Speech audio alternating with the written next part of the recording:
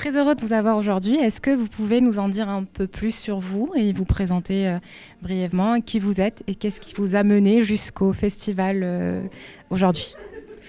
En fait, voilà, moi je m'appelle Jordi Allos, je suis réalisateur.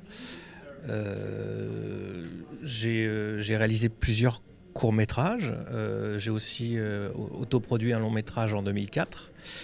Et j'ai toujours été très intéressé par tout ce qui est le surnaturel, tout ce qui est du niveau de la correspondance entre le monde des vivants et le monde des morts, les choses qui font qu'il y a des allers-retours entre les deux mondes. Voilà, moi ce sont des sujets qui m'inspirent beaucoup. J'ai fait Le Murmure des Chimères en 2020. J'ai voulu le tourner en 2020. Le Covid s'est invité dans le programme, on va dire, ce qui fait qu'on a dû galérer, mais vraiment galérer pour faire en sorte que le tournage puisse se faire, ce qui fait que ça nous a pris beaucoup plus de temps que prévu. Et puis voilà, au final, le film s'est terminé en 2022, fin 2022 même. Et puis voilà, moi j'ai toujours voulu faire en sorte que ce court-métrage puisse intéresser les gens au-delà du surnaturel, au-delà de l'aspect fantastique. Je veux pas que ça soit un film de niche, comme on dit, ou un film de genre, comme on dit, voilà. Même si c'en est un quelque part, mais moi je veux que ça soit que le sujet soit un prétexte à de la réflexion, un petit peu comme par exemple une série comme The Walking Dead. Le prétexte, c'est une invasion zombie, mais en fait ça permet de voir comment réagissent les gens. C'est une étude sociétale sur la réaction des gens par rapport à un tel événement. Ça fait ressortir tout ce qu'ils ont de plus primaire en eux, comment ils réagissent, est-ce qu'ils sont lâches, est-ce qu'ils sont mauvais, est-ce qu'ils deviennent gentils, est-ce qu'ils deviennent héros, est-ce qu'ils deviennent guerriers. Et moi je voulais justement que mon court-métrage soit, pas du tout comme Walking Dead, mais qu'il soit ouvert à un public un peu plus large. Et je suis assez content parce que les réactions que j'ai dans les festivals en règle générale, c'est que les gens disent je suis très étonné parce que je pensais que c'était pas ma tasse de thé, qu'il y aurait des tripes partout, du sang, etc.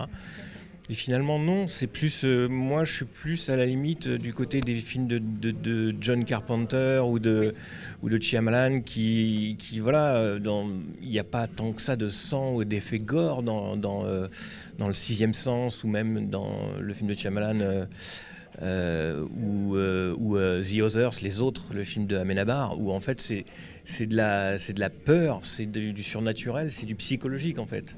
Et c'est toujours basé sur les réactions des gens. Qu'est-ce que je ferais si j'apprenais que je pouvais voir des morts, par exemple qu'est-ce que je ferais si j'apprenais que j'étais mort moi-même et que ceux que je croyais être vivants, ce sont eux. Enfin, ceux que je croyais être morts voilà, c'est inversé, quoi. Moi, c'est ça qui m'intéresse. C'est la réaction, c'est les réactions humaines, c'est les relations humaines. Et c'est aussi... C'était aussi l'occasion, avec Le Murmure des Chimères, de raconter plusieurs points de vue. Je voulais pas que ça soit qu'un seul point de vue pour un seul personnage.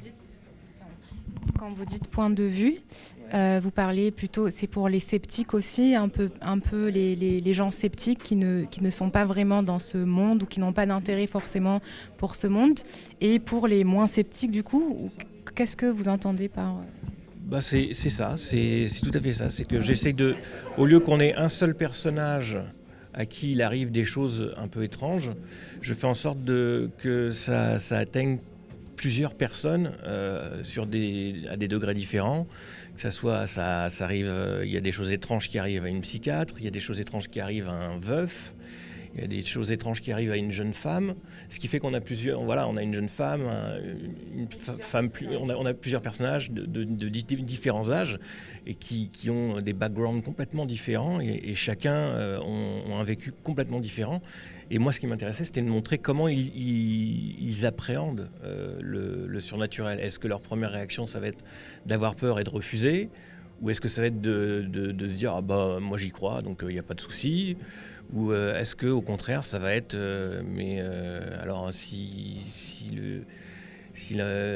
les monstres existent, si les fantômes existent, est-ce que l'enfer existe? Si l'enfer existe, est-ce que Dieu existe? Est-ce que le paradis existe? C'est ce genre de ce genre de réflexion là. Voilà, exactement. Est-ce que vous aujourd'hui, vous parlez d'un point de vue, vous avez dû être objectif dans votre réalisation. Quel est votre point de vue aujourd'hui, vous?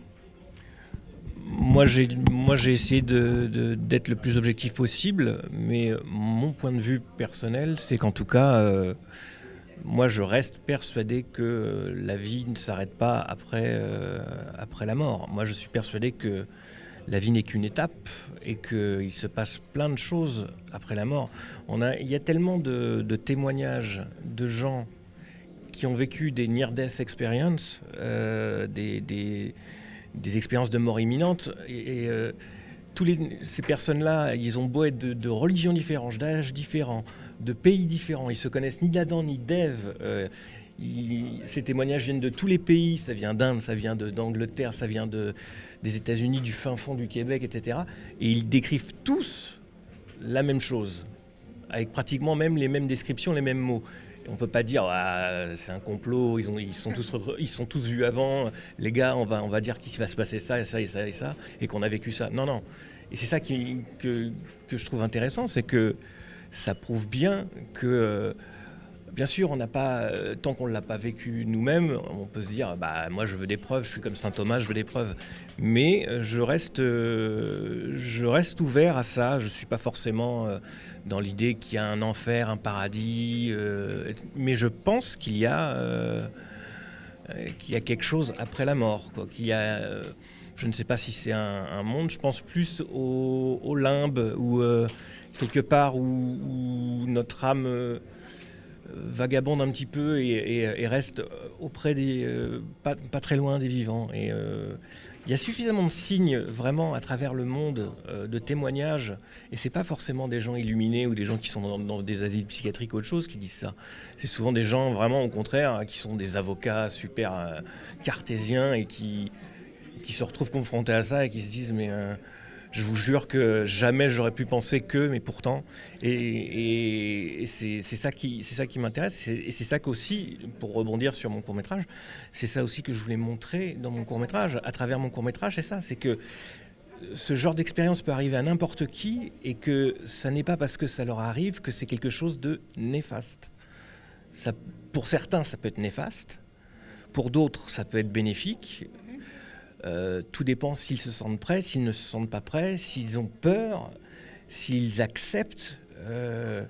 C'est un cheminement complexe parce qu'on ne peut pas accepter d'un coup, à part si depuis toujours on croit à tout ça, etc. Et que donc ça ne nous pose pas de problème. Mais voilà, moi ce que je veux, c'est que ça puisse ouvrir un dialogue avec le spectateur et que justement le spectateur puisse sortir en se disant c'est pas du tout mon style de film, mais là, il a pu m'emmener sur autre chose. Et justement, je m'attendais à voir... c'est pas du tout ce dont je m'attendais à voir. Et c'est ça qui m'intéresse le plus, en fait. Voilà. En tout cas, votre court-métrage a l'air de mettre tout le monde d'accord. Merci pour votre temps. Nous sommes très heureux de vous avoir dans ce festival et de vous avoir parmi nos sélections. Je souhaite que vous profitiez bien de ces jours de projection. C'est le cas, je confirme, c'est le cas. Parfait. Merci beaucoup, Jordi.